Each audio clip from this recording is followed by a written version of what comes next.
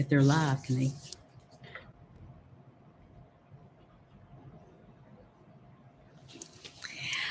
All right, hey everybody.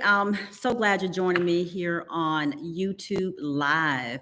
This is actually a great opportunity for me to come on and talk a little bit more about a topic that I think is really important, and we'll tell you more about that. But for those of you who are new, who are watching me for the first time, my name is Dr. Alice Gordon Holloway. I'm a six-time serial entrepreneur. I'm also a college professor. I teach entrepreneurship and strategy. And I'm also a person who truly believes that it's important to have these discussions. And so over the years, I've learned a whole lot about business, entrepreneurship. I've learned a lot about just kind of dealing with different individuals, working as an entrepreneur, working as a leader. I think it's just important that we have this conversation. So I really want to bring it to YouTube today for this platform for me to talk a little more about the high cost of conflict at work. And that's what we'll talk about today. But as you're coming on today, I want you to kind of tell me a little bit more, tell me where you're from, shout out your city, for example. If you wanted to be able to have a little bit of dialogue, you can tell me maybe there's a situation that I may be talking about that says, hey, I experienced that too. And so this is a way for you to kind of have a conversation with me. I'm hopeful I can see your comments. That's part of this conversation today. But my goal is to basically just have this live discussion here on YouTube to talk about the conflict issue and what happens when you're having conflict at work. And so as you guys are coming in, this is probably the first time you probably have heard from me on this platform. You'll probably seeing a lot more of me in the future. And so hopefully we'll get a chance to do that. I'm excited my team is here and we're trying to bring this information here to the community, to the public at large, because we think that businesses, those who have startup companies, those who work for companies, all need to understand the power and the cost of conflict. And we all have had it at some point or another. And so this is kind of an opportunity for us to really deep dive into a topic that I think is near and dear. I actually used to work a lot with companies who were having conflict and crisis all over the country. And I've learned a whole lot over the years in terms of how to deal with these different type of situations. I also have these characters I've developed that I call Negative Ned, Passive Patty, Petty Betty, and these are people that you encounter in the workplace that can make your life at work pretty difficult. Sometimes people say when they go to work and they have these issues, they just need to know how to deal with them. And of course, so for those who are leaders, when you're managing people, this is a time when you're doing performance evaluation.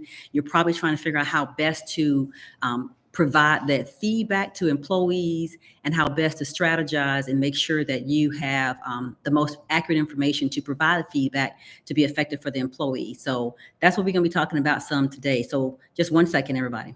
Okay. All right.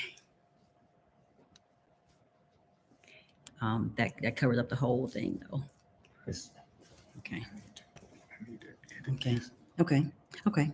So right now we're going to do a little bit behind the scenes type of work. So as we're doing that, what I want you to start thinking about, go ahead and get you a piece of paper, get you a notepad, or just basically take a notes in your phone, because some of the conversation we'll have today will be basically understanding how to diffuse these difficult situations, how to manage through these challenges workplace. And so we're going to go into understanding how this is going to be important for us going forward. So because you're here and we're only going to be here for just a little bit of time, let's dive right into it and get the party started here. So looks like I think I may be good here for comments. So shout out you guys who are on this afternoon. Shout yourself out. If you want to just say, hey, I'm from this state. I love to be able to, kind of call you out as well. Plus, it helps me to understand if the chat's working. This is kind of the opportunity for us to get to know each other in this platform. I have one more of these coming up in later this month, and so I want to make sure that you're here. I see we do have right now our team member here, so I'm excited that we have a great team to be a part of this, and so excited that DJ Strict is here. So let's get into the material today. So today I'm going to talk about some types of conflicts that you may encounter, and then how these conflicts have high cost in the workplace. I'm going to also talk about, basically the cost of unresolved conflict. I'm going to jump into some of the issues of what I call personality conflicts as well. And then when you actually are working in a leadership organization, some of the things you may encounter there. And then I'm going to deep dive into the functions and dysfunctions of conflict and a few other things. So just basically get your notepad together. We're going to have a conversation. So I have a lot of notes here. You guys know I am a teacher in real life. And so I'm going to be using a lot of materials, but I do want to take a few moments and just level set on how do you define conflict. So the first thing is that conflict, in my definition, typically involves two or more people who are interacting in a variety of ways. They are either having what we call real or perceived conflict, and they basically have some sort of incompatibility. The incompatibility could be based on beliefs, based on goals, or based on perceptions, or basically just kind of, not really understand the other person's viewpoint. And so conflict can be very stressful for most people and really not something you expect to have. You don't expect to go into a grocery store and get into a dispute with someone. That's not typical. You don't expect to go to work every day, or you don't want to go to work every day and have a dispute with someone. You really want to have a peaceful environment. So with that being said, defining conflict to me is very important. As I was researching this, some of the studies that are out there, and I'm definitely probably going to do some more research on this myself as a professor, because I think it's important to focus on this, that in the UK, over 485,000 people typically resign because of conflict at work. And during that time, you have anxiety that's built up, you have stress that's built up, you have employee turnover issues that are built up at companies. So the cost of unresolved conflict is high. In addition to that, you have absenteeism, you have turnover, you have these wasted time. People just can't get anything done because they're focused on what's happening around them. That's not good. Of course, you have anger. You go in the workplace and somebody's angry with you. You basically want to stay away from that person, right? And so absenteeism helps to impact your morale in an organization. It impacts everyone around you. So you've got that one person in the office that's really negative.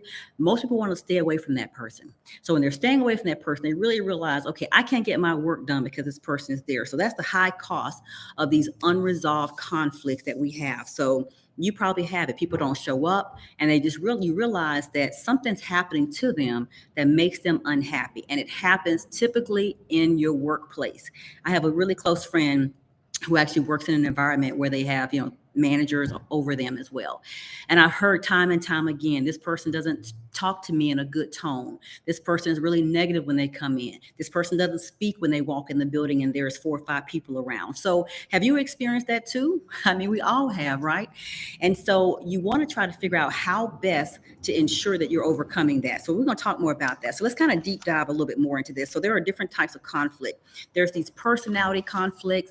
There's these leadership conflicts, and these conflicts are really pretty important. So the type of conflicts for personality is basically a variety of time. People basically have these perception issues. They're not really sure exactly how you feel. You don't know how they feel. And so you have these issues.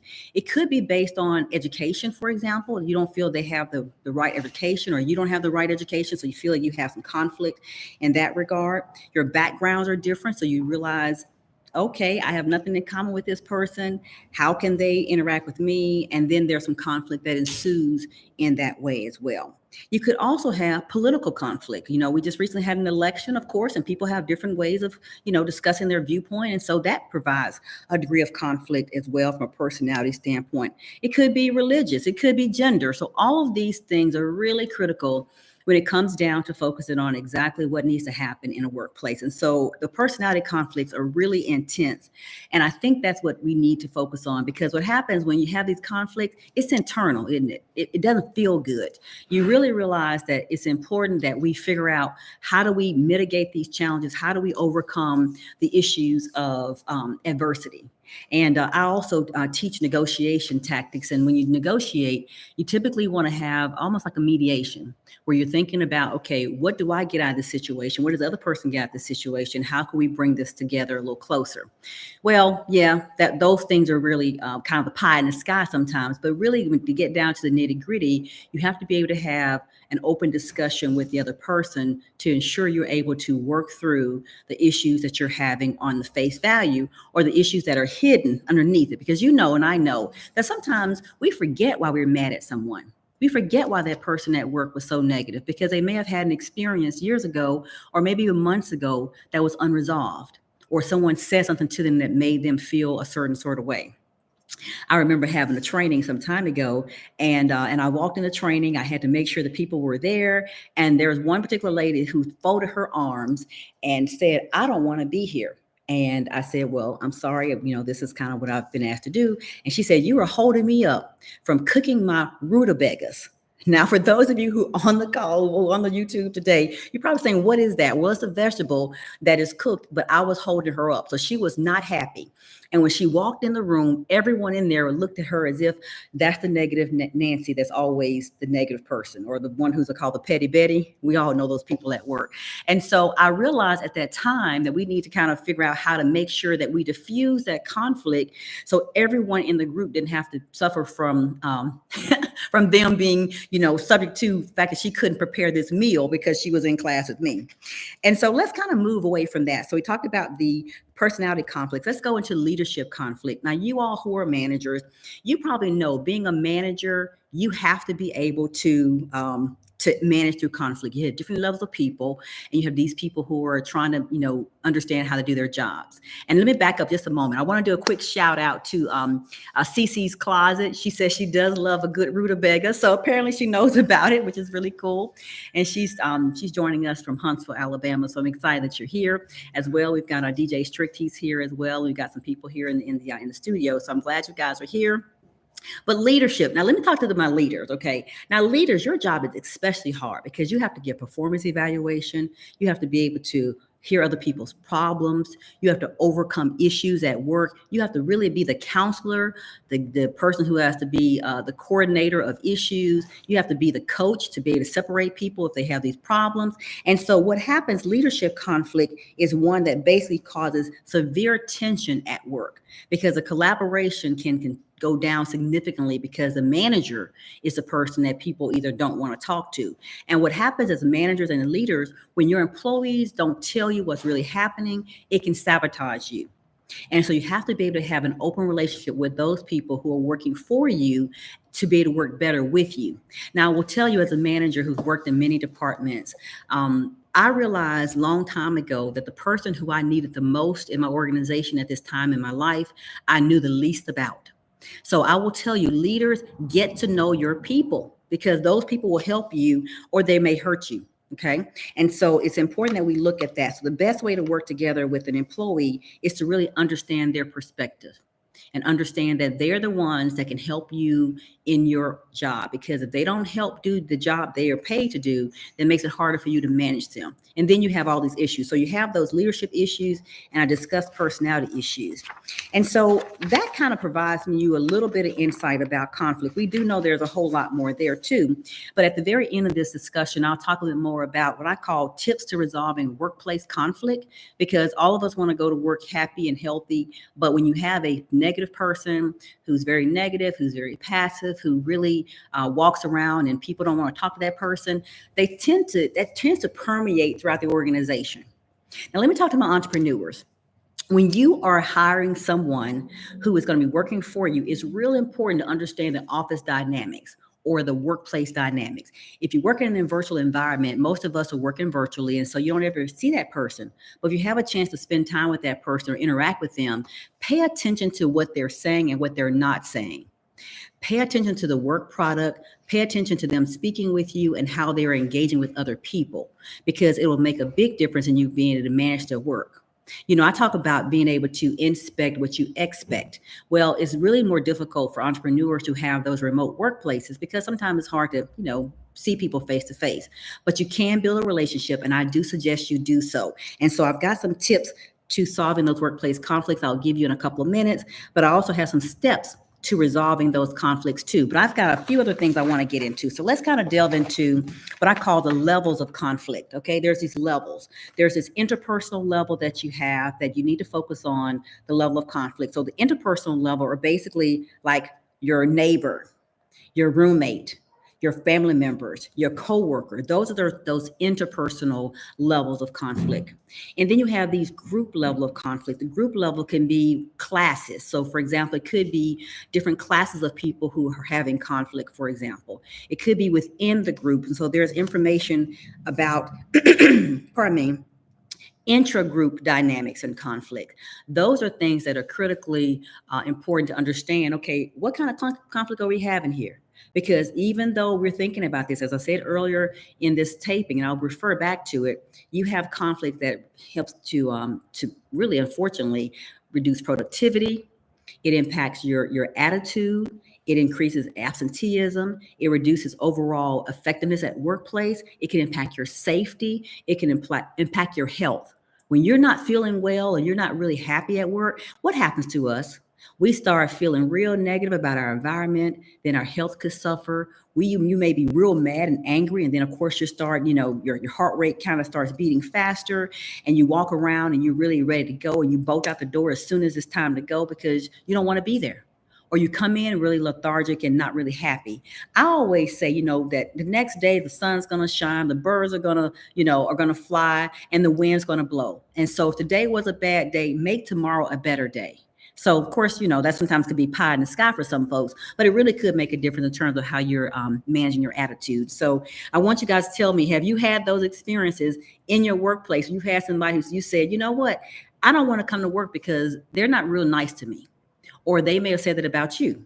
And so as managers and entrepreneurs, this makes a difference. Now, those of us who are working in environments and you're not the manager, you have to realize that it's important to manage, manage up and manage down and manage right and manage left, because all of this makes a difference. So those levels of conflict can be impacting you on different levels. So let's delve into a little bit more information here that I want to talk about. So productivity, unresolved conflict is something that impacts organizations in a very significant way. And so we've talked about that, but let me kind of get into the functions and dysfunctions of conflict. Now, conflict, of course, leads to people becoming very disgruntled. As we know, they're not happy at all, and they rather not be there. They have distorted viewpoints, for example, the perception of saying, this person looked at me, really uncomfortably or weird when I came in. Well, what is that? We don't really know. Or conflict can be causing someone not to think clearly, to be very annoyed, to be very short-tempered. And we all feel that, right? And so as leaders, people who are working in startups, those who are working in employees, all of this makes a difference for us to be able to understand the functions and dysfunctions of conflict. Now, decreased communication. When people stop talking to you, how do you feel about that? Say, for example, you have a good friend, and this good friend all of a sudden stops talking to you. Does it make you feel a little bit as if, what happened? Do you ever get a chance to resolve that conflict? Have you had that before? Give me some reaction in the chat if you can, because I'm curious. If you've had someone who said, you know what, I stopped talking to this person. We fell out, as a long time ago, my aunt used to tell me. Okay. And so that makes a difference too. And so what happens when you decrease communication, you forget how the conflict started in the very first place. So if you're in a workplace, the cost of conflict can be significant. Then you have what they call these magnified differences, where you minimize the similarity. It used to be everybody, even though they were from somewhere else, they were nice people. And then over time, because you had conflict, there's this magnified differences. Now, all of a sudden, everything about this person is wrong or is off. And so you have these magnification that typically is because we're upset. Okay. And then emotional conflict makes a difference too. That how do you manage your emotions? People can cry. I remember working in an environment, this is years ago, but I would go into the restroom. We have a really big managers meeting. It was a tense managers meeting. And one of the ladies walked in. Matter of fact, her name, I'm going to make her name up, but I'll say Paula. Paula will walk in the restroom. We'll all be there. And she would just bawl her eyes out crying because she was so upset at what was happening. And so she was so emotional that her job had so much conflict on it because she didn't feel they valued her work. She didn't feel they valued her as a woman being in the workplace. And so it was just a tough environment. And so eventually Paula quit. And that's just how it happens. People leave jobs because they're unhappy, or they leave the manager because they don't like the manager. So are you one of those managers? I don't know. You got to determine that. And so the magnifying differences makes it harder for people in workplaces to make a difference here. And so you become more locked into your position as you are angrier, you get more emboldened that I'm going to hold the line. I'm not going to, give anything. And so that makes a difference too. People don't want to work together. They tell you put a team together to host a Christmas party, and you cannot get together for the life of you because Negative Ned, Passive Patty, and Petty Betty are on the committee, and you're like, no way. And so it happens to most of us as well because there's always going to be somebody who everybody wants to stay away from. Okay, and so that could be at your workplace. So let me jump into, this is all I have at the very end here. I'm going to jump into a few little conflict levels. And I decided that because of time, I'm only going to introduce you a couple of conflict management strategies. Number one is what I call a contending strategy. Contending strategy is basically you perceiving your own outcomes and you really are showing little concern for the other person. So you have this kind of like a win-lose. So contending strategy and managing conflict is one where you basically are trying to just manage your own outcomes and you really show little concern for the other person who's actually you're working together with. Okay. Collaborating is what you think it is. You show high concerns for your issues and their issues, and you're trying to make things happen and put things together. Now, there are 5 of those types of strategies, but I only want to give you 2 because we're only here for a short time and we have to get back to take care of business today. And so before I finish up, I want to give all the folks who are watching this broadcast an opportunity to jump in and really take notes on this section of the program. If you have not done anything else, this is probably a time to get your pen out or at least listen a little bit closer. So tips on resolving workplace conflicts. Number 1 tip is to be able to attach the problem to the issue to the problem, not to the person. Attach the issue to the problem, not the person directly. You want to also try to enhance your personal soft skills. Sometimes it's how we say certain things that people perceive it differently. So watch how we're saying and watch how we're couching different levels in our conversation because there are levels to conflict and then people's perception of what you say and how you say it. And so we can get into a whole discussion about that, but I'm not going to do that for the sake of time. And then lastly, I want you to look at how you can focus on the positivity. So when you're giving performance feedback, for example, if you're trying to incorporate, feedback or you're trying to talk to someone, be able to understand how to communicate early and communicate often. So those are a couple of tips there. So I'll give you one little step here to take to resolve action. You want to work on developing an agreement. Get the person you're working together with to say, for example, if you're in a conflict, hey, I understand we have some differences. I would like to have a chance to air those differences out. Can we talk a bit more about them?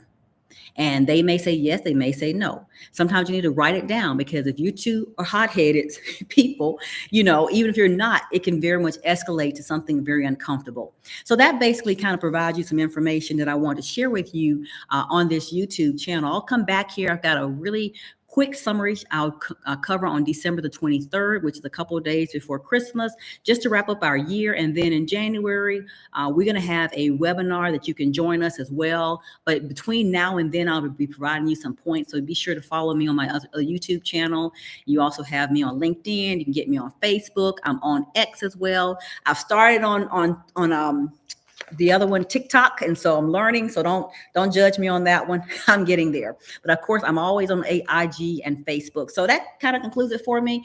Thank you so much for joining. Do you guys have any questions for me before we jump off? Happy to answer any questions for you. If you have anything you want to put in the chat, how was this conversation today? Give me some feedback. Could you hear? Could you see everything was working okay for you guys? I see manage up, manage down. Okay, how we work together. Okay, how can we work on having better soft skills? Well, sometimes you need to put yourself in the other person's position and realize just because you see people, just a great question here. How can you work together to make sure you're having better soft skills? Put yourself in the other person's shoes, for example, and find out if you want to be talked to the way you're talking to them. Also understand that each of us have feelings. So just because you're a hard-nosed, hard-driving person doesn't mean the other person is. So sometimes what they told me years ago when I was getting my assessment of how to be a better leader, they said, put some velvet on that hammer. And I don't know if anybody ever told you that or not, but I had to think about it and realize, I may need to work on myself. So sometimes take a step back and have a little self-reflection because it may need to be where you need to take a moment and say, you know what, I probably can say it better. And practice. That's another way to enhance your soft skills. Practice what you may say before you say it to someone. because the way you say it, once it's out, the world has it. And so that's a really good question as well. So thank you so much. So yeah, any other questions or any other comments? We've jumped on this call here 24 minutes. I didn't realize it was going to be so long, but got a lot we can talk about. So I think that covers it for me. I will hopefully see you next time. Be sure to join. Be sure to subscribe if you get a moment to do so. We've got some big things coming in here. I'm so excited to be here at Agency 54. It's been very exciting to be here. Looking forward to continue to have a home here. Excited that our team members are here. We have some great assistants. We also have some great help here with DJ Strick's Creative Arms. I'm so excited for him and his team members too. So anyway, look, we'll see you guys next time. Have a great afternoon, and I'll see you on the next time I do a live. Bye-bye.